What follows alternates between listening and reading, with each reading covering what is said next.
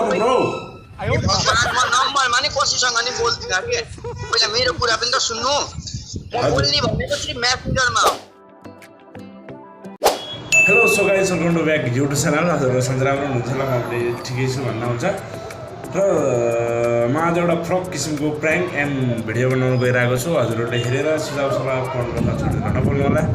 र आज म एकजना साथीले चाहिँ मलाई नम्बर दिएको थियो उसको साथी रहेछ अनि त्यसलाई म प्र्याङ्क गर्न गइरहेको छु र हेर्नु होला के कस्तो हुन्छ र लास्ट तक हेरेर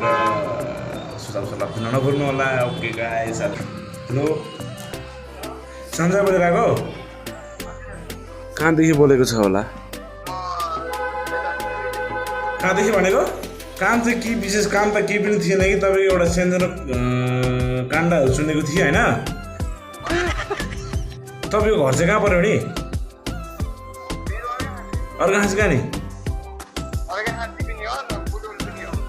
अर्घाँस कहाँनिर भन्नु न अर्घाँसी कुरा भन्नु बुटोलको छोडिदिनु न चन्द्रेक अच्छा के भन्छ अरे दिल्लीमा के गर्दै हुनुहुन्छ त अहिले हजुर कहाँ बसेर बोलेको तपाईँको आवाज बहुत कम्ती आइरहेको छ नानी अच्छा जब गरिरहेको छ अहिले अनि के भन्छ अरे त्यहाँ आउँदै नयाँ नयाँ काण्डहरू सुन्दैछु होइन यो सञ्जय भन्ने केटाले चाहिँ यस्तो गर्यो भनेर त्यो हजुरको नाम आएको थियो चाहिँ मसँग होइन नम्बर पनि दिएको थियो मलाई होइन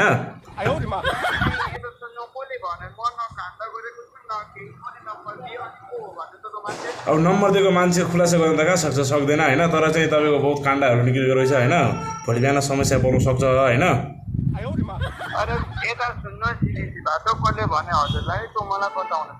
हजुर दूसरा कुरा म खान्दा केही गर्छु हजुर मलाई त्यस्तो काण्ड साण्डमा पर्नु छैन हजुर कहाँदेखि बोल्नुभएको हजुर मलाई भन्नु होइन हजुर अनि हजुरले यहाँ मलाई धम्की दिन खोज्नु भएको के गर्न खोज्नु भएको किनकि मैले त मिलाएको होइन तँ मान्छे मलाई डरा नै तपाईँलाई म नचिन्नु नजान्नु होइन किन धम्की दिनु होइन त्यही त मलाई चाहिँ के विशेष कुराहरू आएको थियो त्यो कारणले चाहिँ म तपाईँलाई कल गरेको होइन अब त्यस्तो होइन कि म तपाईँलाई धम्की दिनु हेनतेन गर्नको लागि म कल गरेको होइन तपाईँलाई मसँग राम्रोसँग बोल्नुभयो म राम्रोसँग बोलेँ होइन हजुर अब हेर्नु बोले भनेको त मान्छे मलाई न त म काण्ड गर्छु यस्तो कुरामा होइन हजुर मलाई काण्ड साण्ड मलाई मनपर्छ न मेरो अहिलेसम्म कतिजना काण्ड भएको न मलाई गर्नु अनि कसले भने तपाईँलाई त्यो मलाई मान्छे मेरो नाम कसले ल्याइदियो खै तपाईँको नाम फेरि अब देखोस् न मैले तपाईँलाई चिनेको छु न मैले केही थाहा छैन पहिले के गर्नु भने चाहिँ केटीलाई एउटा केटीसँग बोल्दो रहेछ तपाईँ उसँग भेट पनि भएको रहेछ अब भेट भएपछि के गर्नुभयो के गर्नु भने त मलाई थाहा भएन होइन त्यो केटीले चाहिँ मलाई खुलासा गरेको होइन मैले अहिलेसम्म कोही केटीसँग न म त्यस्तो गरेको छु बुझ्नुभयो हजुर अनि दूसरा कुरा त्यो केटीलाई मलाई टकाल्नु बुझ्नुभयो मेरो फ्यामिली मेरो साथमा रहन्छ हजुर न म त्यो केटीलाई भेट्न गएको छु मलाई पुरा पुरुषको साथ डिटेल गर्नु बुझ्नुभयो नि म यस्तो हेरेर मान्छे होइन न मन लगाउँछ मेरो फ्यामिली सुरुदेखि राम्रो छ म फ्यामिलीको इसारामा चल्छु न म केटीसँग कहिले फसेको छु बुझ्नुभयो नि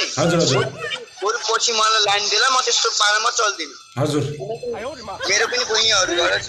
सब थोक छ ठिक छ नि मलाई नि फ्यामिली हेर्नु छ मलाई यो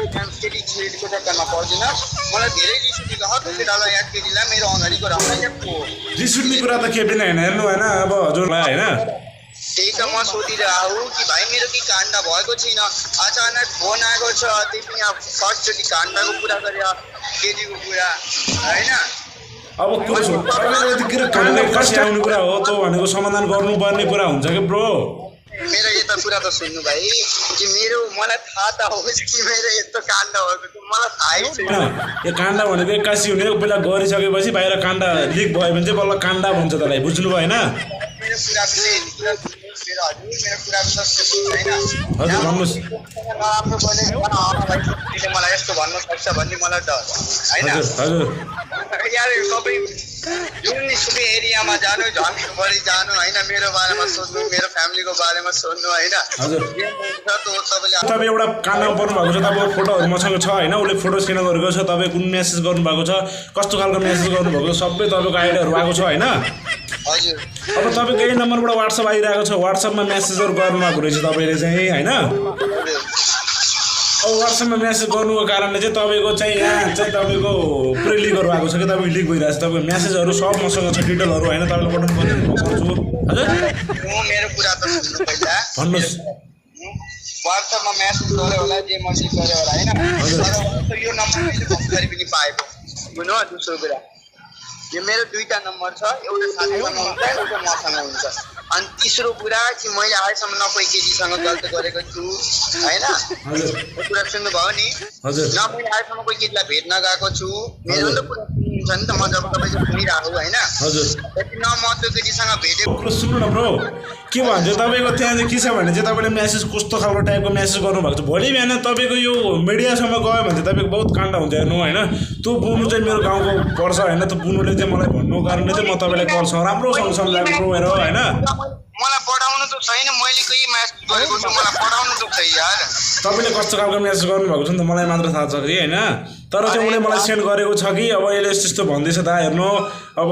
मलाई केही भन्नु सक्दैन म चाहिँ उसले मलाई अब यस्तो यस्तो खालको दिइरहेछ टर्चरहरू दिइरहेको छ यस्तो किन गर्नु ब्रो ए भगवान म नम्बरमा नि कसैसँग नि बोल्दिनँ के पहिला मेरो कुरा पनि त सुन्नु म बोल्ने भनेको चाहिँ मेसेन्जरमा हो यी त म भनिरहेको छु मेसेज गरिरहेछ ब्रो मेसेज गरिरहेछ भन्दैछ मेसेज अब कसलाई के गर्यो त्यो त मलाई थाहा भएन होइन अब चिन्छ चिन्दैन त्यो कुरा तिम्रो हजुरको बिचमा कुराहरू होइन मेरो कुरा सुन्नु है हजुरले भर्खरै WhatsApp भन्नुभयो बुझ्नुभयो नि नै कुरो सुन्नु न कुरो सुन्नु WhatsAppमा नि मेसेज गइरहेको छ भन्दैछ र सबै मेसेज भनिसकेपछि मेसेन्जरमा मात्रै मेसेज जाँदैन ब्रो WhatsAppमा पनि मेसेज जाँदैन WhatsAppमा मेरो कुरा त सुन्नु मेरो कुरा पनि सुन्नु राम्रोसँग त सुन्नु यार भन्नु न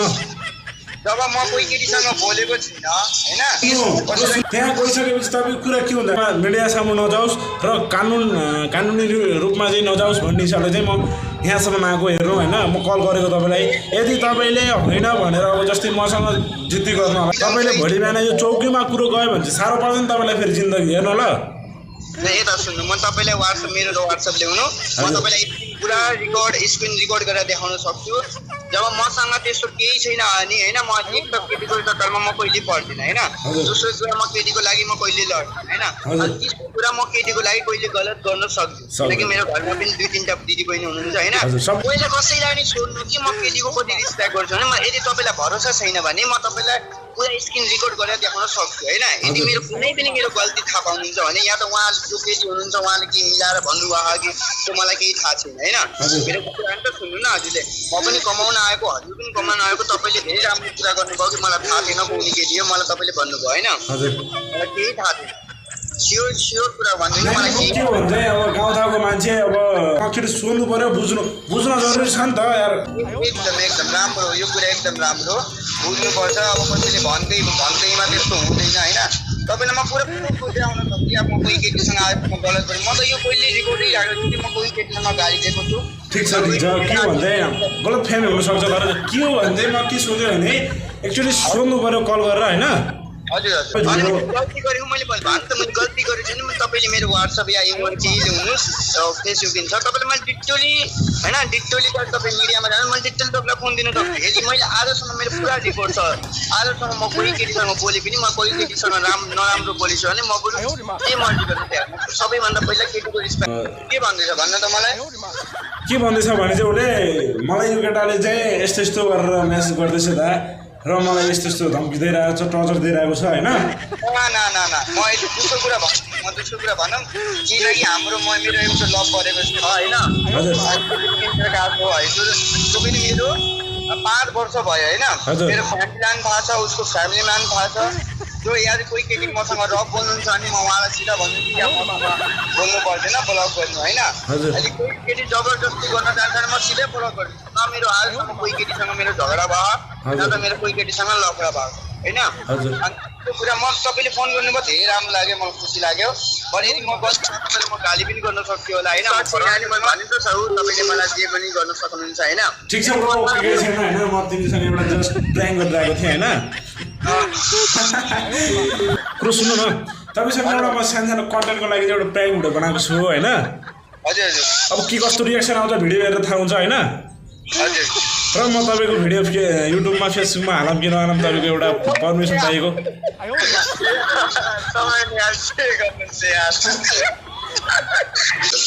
ठिक छ के गर्नु हाल्नु हालिदिनु केही छैन यदि राम्रै भनेर हाल्नु होला है म के गल्ती बोले होइन हजुर म चाहिँ मेरो युट्युब च्यानलको नाम छ सुशील भाइ ब्लगर भनेर छ होइन तपाईँले जहाँ गएर सब्सक्राइब गरेर हेर्न सक्नुहुनेछ म 2-3 जना साथीहरूलाई चाहिँ प्र्याङ्क गरेको छु होइन मलाई आकाशलाई चिन्नुहुन्छ तपाईँ हजुर हजुर ओ आकाशले मलाई नम्बर दिएको थियो यो साथीलाई प्र्याङ्क गर भनेर चाहिँ मेरो साथी हो जो चाहिँ होइन अनि उसले मलाई भन्दै थियो कि प्र्याङ्क गरेको मान्छेलाई भनेर चाहिँ म कन्टेन्टको लागि चाहिँ आज छुट्टी थियो त्यो कारणले चाहिँ यसो सानो कन्टेन्ट बनाऊ भनेर चाहिँ उसले साथीले कल गरेको थियो आकाशले चाहिँ अनि के कन्टेन्ट बनाऊ भनेर सोध्दै थियो कि उसले भनेर उसलाई प्र्याङ्क गर्छ भन्ने सोच्दै चाहिँ हजुरको नम्बर पाएँ म चाहिँ होइन खुसी लाग्यो हजुरसँग बोल्न पाउँदा र कृष्ण तपाईँले एउटा कुरा सोध्न चाहेन लास्टमा म चाहिँ के भन्नुभयो तपाईँलाई हल्का केही रिएक्सनहरू आयो कि नै भन्नु त हजुर हजुर